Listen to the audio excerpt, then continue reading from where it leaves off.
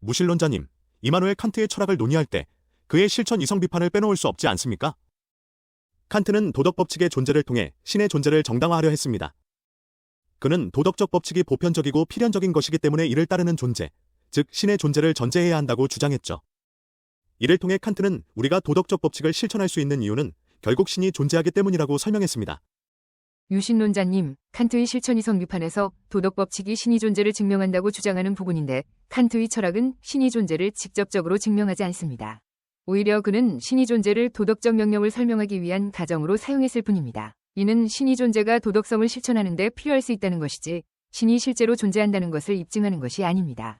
칸트는 신의 존재를 도덕적 신념의 한 요소로 보았지 논리적 증거로서 보지 않았습니다. 물론 칸트가 신의 존재를 논리적으로 증명하지 않았다는 점은 인정합니다. 그러나 그의 도덕 철학은 신의 존재를 필요로 한다는 점에서 유신론적입니다. 칸트는 도덕적 법칙이 보편적이고 절대적인 것이라고 주장하며 이를 가능하게 하는 존재로서 신을 제안했습니다.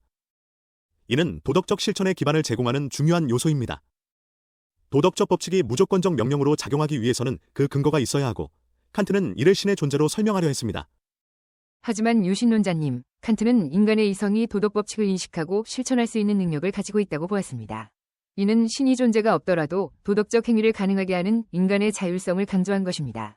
칸트의 도덕 철학은 인간의 자율성과 이성적 능력을 중심으로 하고 있으며 신의 존재는 필수적이지 않습니다. 오히려 칸트는 실천 이성을 통해 도덕적 행위를 설명하려 했으며 신의 존재는 이러한 도덕적 구조를 완성하는 요소일 뿐입니다. 그렇다면 무신론자님, 칸트의 순수이성 비판을 어떻게 해석하십니까? 칸트는 순수이성의 한계를 강조하며 신의 존재와 같은 초월적 존재를 이성적으로 증명할 수 없다고 주장했습니다.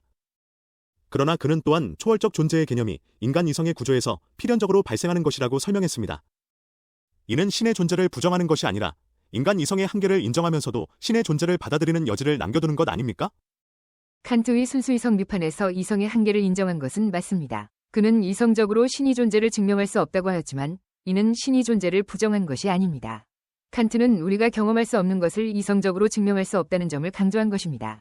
즉, 칸트는 이성의 한계를 인정하면서도 신의 존재를 철저히 배제하지 않았습니다. 다만 신의 존재를 믿는 것은 이성적 증명이 아닌 도덕적 필요에서 기인한 것이라는 점을 강조한 것입니다.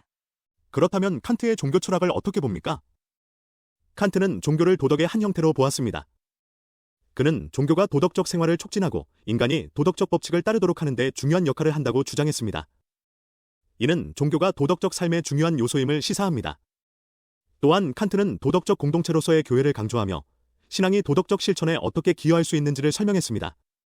칸트의 종교 철학은 도덕적 실천과 신앙을 결합하려는 시도로 볼 수 있습니다. 그러나 그는 종교가 도덕적 삶을 위한 보조 수단으로 작용한다고 보았습니다. 칸트에게 있어서 도덕적 실천은 인간 이성의 자율성에서 나오는 것이지 종교적 신앙에서 나오는 것이 아닙니다.